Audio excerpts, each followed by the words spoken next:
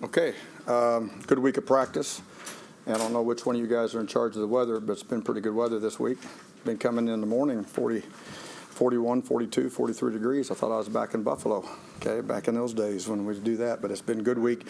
Guys have been focused, on a short week.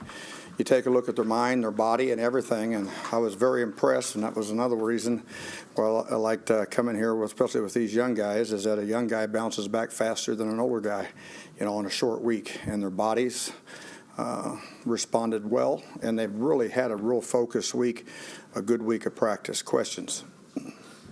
What kind of challenge to this Patriots offense? Always is a big challenge, and again, that centers around the quarterback. And best of all time, who knows, and he's a good friend, except not on that day. He participates every single year in my foundation for kids, and I really appreciate him doing that. Don't even have to ask him anymore. He just does it, and which is excellent. But on Sunday, we're on opposing sidelines. He's excellent. And Josh, his coach, is very good. Have a lot of respect for him on the different times and places I've coached against him, or he's been calling the plays. And then Bill Belichick and I go so far back, and he's mentored me on some things. And when I first broke in the league, and he was just coming back to Cleveland at that time, back in the early 90s, and we've both shared a lot of different things throughout the years, and have copied from me, copied from him, and they're always very well prepared, and that's the thing. It's also great as a coach to know how well you have to do, okay, because they're not going to miss any little detail, and that's what we all should be doing, and that's what I take great pride in too. Gregg, what is your foundation, and how did it come about? What I did was I grew up in that little town of Excelsior Springs, and wasn't supposed to leave. And so I have everything that we do. We've raised millions now for kids in that community. Academics, athletics, health care. If it has to do with a child needing help in that little community, we provide money for those children. And then what we do also is those kids, it's not just free. So whatever a group of kids or individual kids, they've got to learn how to give back too. So they also sign up to volunteer for the next 2 years. It's a massive deal. We have 88 foursomes playing in a golf tournament. We have Hall of Fames. We have sponsorship packages and parties and that kind of stuff to try to say thank you to everything. And back in the old days, before they had the down week where you can't do certain things in high school anymore, used to have a huge 7-on-7 tournament, and the MVP of the very first 7-on-7 tournament that I did way back in the early 2000s was Darren Sproles. And you should have seen high school kids try to grab his flag. Holy cow.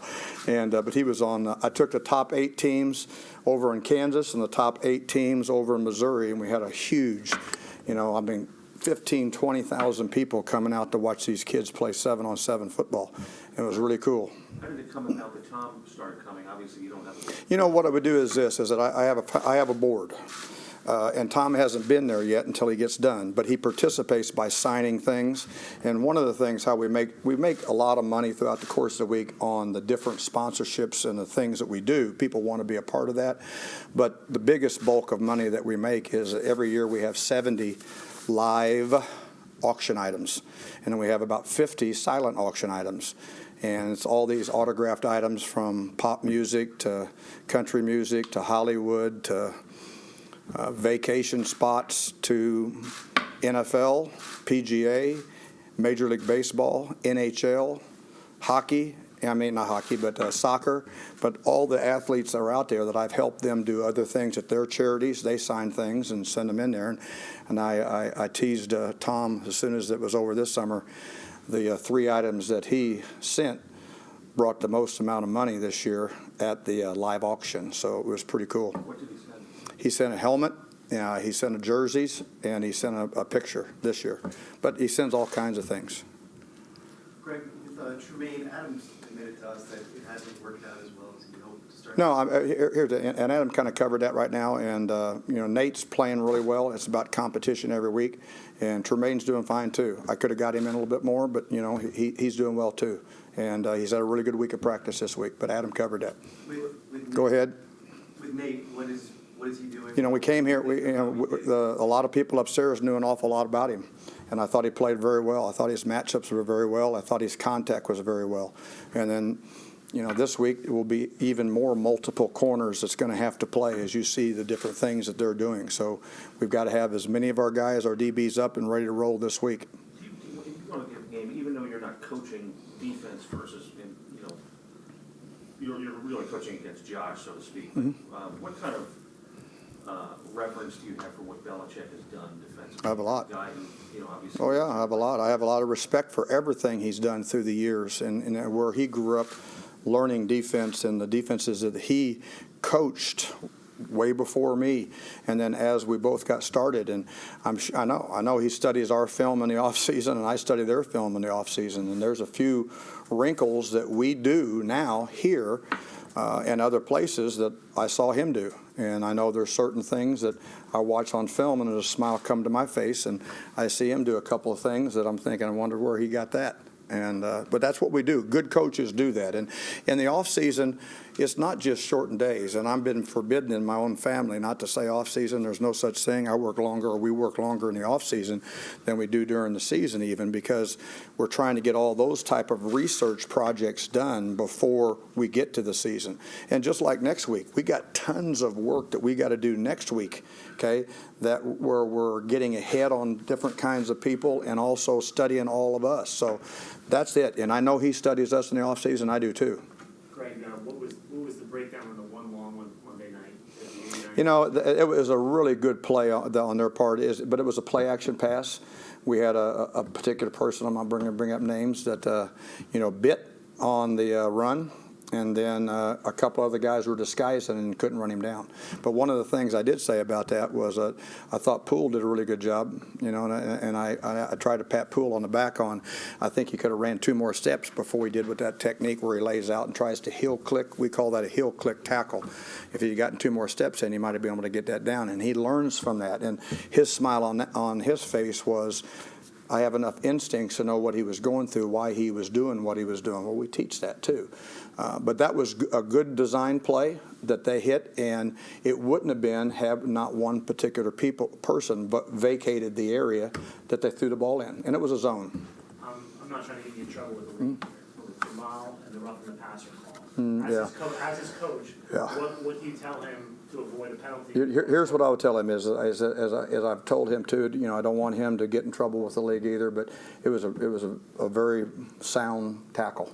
Okay, and that's what I've told him, and now we've just got to make sure it becomes even more sound. But it was a sound tackle. It wasn't anything up high. It wasn't anything. He purposely bent and got down in there. So it's just, and the game happens so fast. I understand what those guys are doing too. Those plays happen so fast. Is there a part of you that relishes going up against Brady, as difficult as that task is? I mean, as a defensive mind. Mm-hmm. And do you have, obviously you're a rallier of players anyway. Those are things that drives us all. We all love to compete. And the thing that you have to love about him, okay, he loves to compete. And if you've ever had a chance, I've been on a couple different places where we went and practiced in training camp against him. And the competition in practices is just like the competition in the games, and all the great ones are that way. Not just quarterbacks. It could be a defensive tackle. It could be an offensive tackle. It could be a running back. It could be, Le'Veon. You talk about a grinder in practice and all the competition there. You talk about Drew Brees.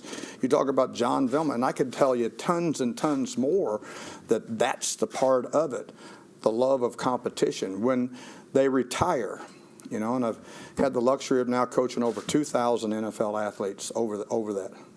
The thing they miss the most is the camaraderie things, the locker room things, the joking around. But it's hard to find that competition at such a high level. It's hard to find something else that matches that in life. And as long as we get to do it, as long as I get to do it, that's what drives me. And there's a lot of things in the off season that drives me nuts. But once we get into the season, and especially on game day, those are the most fun, memorable things, and you got to enjoy that. The players see that too. The players see coaches and or other players that hide on those days. Okay, they don't want to go to war with somebody hiding. They want people out there ready to roll. How much umbrage do you take? Do what? To throw one more? I just wonder how much umbrage you take as a coach when you look at a game like this, when you're a 23-point underdog, nobody on the outside thinks you have a chance. Yeah. What does that feel? And I think I'm a pretty smart guy, too. I don't have any idea. You know, that underdog stuff, and I don't ever get involved with that. Yeah, and then here's the deal. We are about this play, this moment, this day. Okay, and we got to stack play on play on play on play on play, and don't be surprised that we play pretty good. Okay, and we got to eliminate. I talk all the time about, you know, this game is going to come down to 4 or 5 plays. Can you tell me today what they are? No, none of us can. So every play is important. And when we play that way, when we focus that way, that was a big culture shock when we first came in here as a staff on how we met. All of a sudden, it was a lot different than, you know, than other places that they've been before, college, high school, here, whatever. And you got to do that so that now when you get to game day, we've been practicing this all the time. The behavior has been practiced to where it becomes routine. Now, if that is routine, can you push a button and ramp it up even more? Can you take it up a little bit more? These guys are showing that, and I'm very proud of them for that. And each day, every day is an interview, them to me to them, and we got to get ready to go inside the white lines come Sunday. Thank you. All right. Gregg,